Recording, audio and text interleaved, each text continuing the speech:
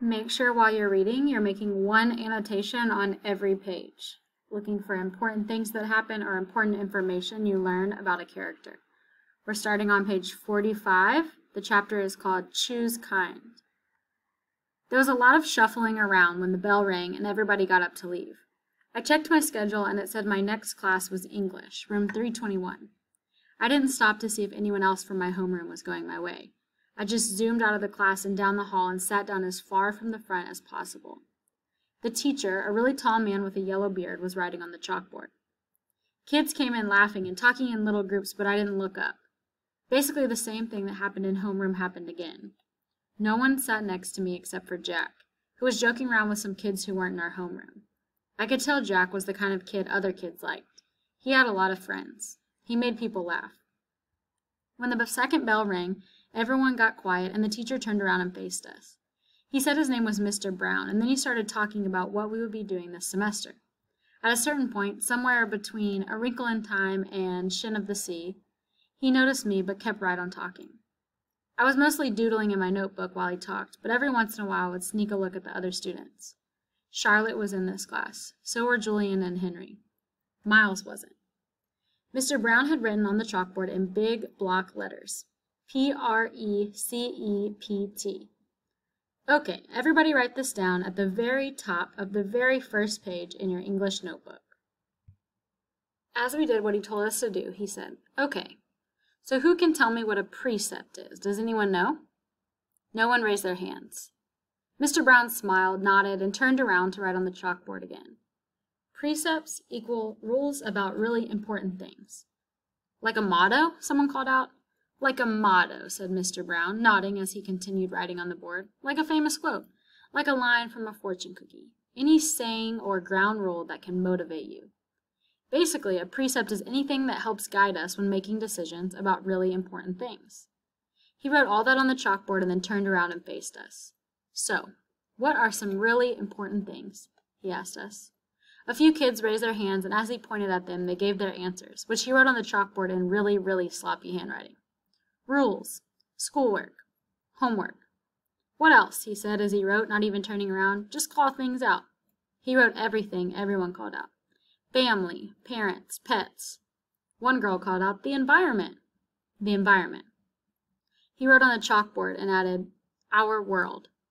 Sharks, because they eat dead things in the ocean, said one of the boys, a kid named Reed, and Mr. Brown wrote down sharks. Bees, seatbelts, recycling, friends. Okay, said Mr. Brown, writing all those things down. He turned around when he finished writing to face us again. But no one's named the most important thing of all. We all looked at him, out of ideas. God, said one kid, and I could tell that even though Mr. Brown wrote God down, that wasn't the answer he was looking for. Without saying anything else, he wrote down, who we are. Who we are, he said, underlining each word as he said it. Who we are, us, right? What kind of people are we? What kind of person are you? Isn't that the most important thing of all? Isn't that the kind of question we should be asking ourselves all the time? What kind of person am I? Did anyone happen to notice the plaque next to the door of the school? Anyone read what it says? Anyone? He looked around, but no one knew the answer. It says, know thyself, he said, smiling and nodding. And learning who you are is what you're here to do. I thought we were here to learn English, Jack cracked, which made everyone laugh.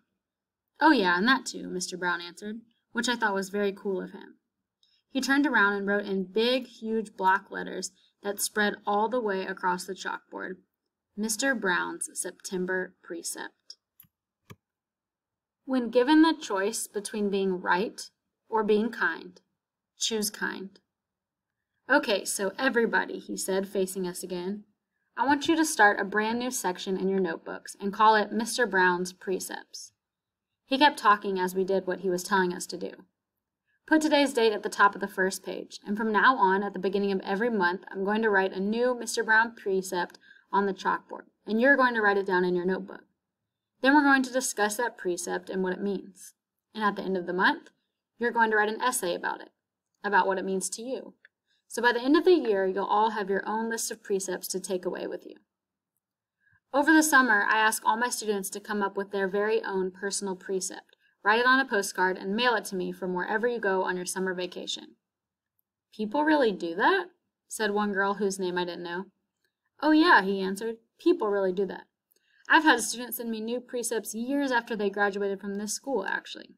It's pretty amazing." He paused and stroked his beard. "But anyway, next summer seems like a long way off, I know," he joked, which made us laugh. "So everybody relax a bit while I take attendance, and then when we're finished with that, I'll start telling you about all the fun stuff we're going to be doing this year. In English." He pointed to Jack when he said this, which was also funny, so we all laughed at that. As I wrote down Mr. Brown's September precept, I suddenly realized that I was going to like school, no matter what. All right, we are reading Lunch next. This is the chapter that I want you to write a genre-based thinking job on, so be looking for the characters, setting, conflict, resolution, and theme. Via had warned me about lunch in middle school, so I guess I should have known it would be hard. I just hadn't expected it to be this hard. Basically, all the kids from all the 5th grade classes poured into the cafeteria at the same time, talking loudly and bumping into one another while they ran to different tables. One of the lunchroom teachers said something about no seat saving, but I didn't know what she meant, and maybe no one else did either, because just about everybody was saving seats for their friends. I tried to sit down at one table, but the kid in the next chair said, "Oh, sorry, but somebody else is sitting here." So I moved to an empty table and just waited for everyone to finish stampeding, and the lunchroom teacher to tell us what to do next. As she started telling us the cafeteria rules, I looked around to see where Jack Will was sitting, but I didn't see him on my side of the room. Kids were still coming in as the teacher started calling the first few tables to get their trays and stand on line at the counter.